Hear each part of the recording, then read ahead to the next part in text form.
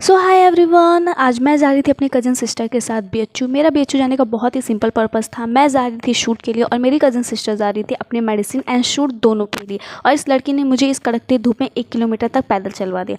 Guys देख सकते हो आप लोग, मैं बिल्कुल जक्कड़ डाकू रख रही हूँ और ये महारानी अपने यहाँ पर खड़ी है। मैंने कहा मुझे पिक कर लो, लेकिन नहीं। सो गाइस यहाँ पर मैं और मेरी सिस्टर हम दोनों लोग निकल चुके हैं और आज धूप बहुत ज़्यादा है। सुबह का वेदर बहुत अच्छा था, लेकिन निकलते टाइम भयंकर भगवान जी ने धूप कर दी कि मैं क्या ही बताऊँ। सो फाइनली गाइस 1 घंटा ट्रैवल करने के बाद हम लोग पहुँच चुके हैं बीएचयू पहुंचने के बाद हम सबसे पहले जाते हैं हॉस्पिटल और वहां से हम कलेक्ट करते हैं अपनी सारी मेडिसिन।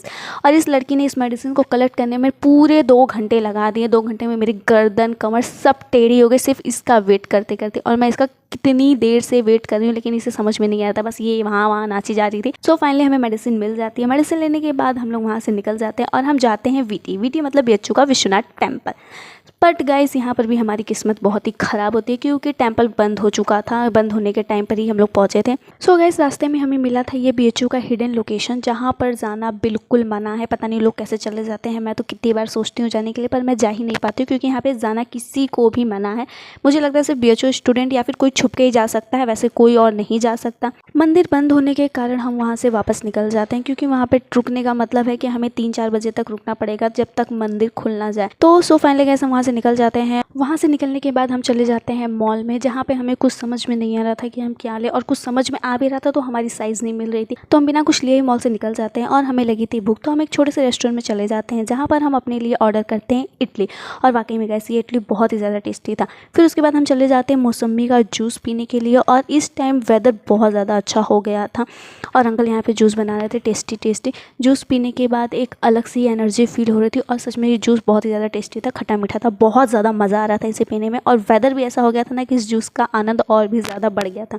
जूस पीने के बाद फिर हम वहाँ से निकल जाते हैं और हम सोचते हैं कि जब हम बाहर आए ही हैं तो कुछ ना कुछ शूट कर ही लेते हैं, जिसके लिए फिर हम लोग चले जाते हैं घाट पर। और हम लोग घाट पर जाते हैं तो हम ये सोच के घाट पर हम लोग जाते हैं कि इस बार हम लोग वायरल लोकेशन पर ही शूट करेंगे।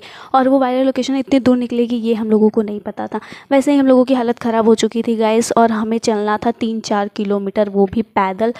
और भगवान जी ने थोड़ी देर के लिए सिर्फ मौसम अच्छा किया था, फिर उन्होंने धूप कर दिया। पर हम लोग फाइनली गाइस उस लोकेशन को ढूंढ लेते हैं, और ये वही लोकेशन है जो कि इंस्टाग्राम पर हर जगह बहुत ही ज़्यादा ट्रेंडिंग है, बहुत ही ज़्यादा वायरल है। और ये जो पेंटिंग है ये हमें मिली थी त्रिलोचन घाट पे, जिसके लिए हम पता नहीं कितने सारे घाट को क्रॉस करके आए हैं और लगभग 3-4 किलोमीटर पैदल चले हैं, वो भी धूप में। और सच में इस टाइम मेरी हालत बहुत ज़्यादा ख़राब हो गई थी, और मेरी सिस्टर मुझे बोल रही थी कि इस बार स्कूटी आपको चलानी है, और मेरा स्कूटी चलाने का बिल्कुल मन नहीं था, पर मजबूरी मुझे स्कूटी चलाना पड़ा। सो फाइनली गाइस मैं घर आ चुकी थी और मेरी हालत हो चुकी थी ख़राब। मेरा दिमाग बहुत ज़्यादा ख़राब हो रहा था, क्योंकि इतनी ज़्यादा धूप और इतनी ज़्यादा गर्मी, और कुछ भी ढंग का शूट नहीं हुआ। मैं सच बता रही हूँ, कुछ भी ढंग का शूट नहीं हुआ। ये एक अलग दुख है। सो गाइस ब्लॉग को करते यहीं पे एंड। वीडियो अच्छी लगे तो लाइक करना ना भूले, चैनल को सब्सक्राइब करना ना भूले। मिलते हैं नेक्स्ट ब्लॉग में, बाय बाय।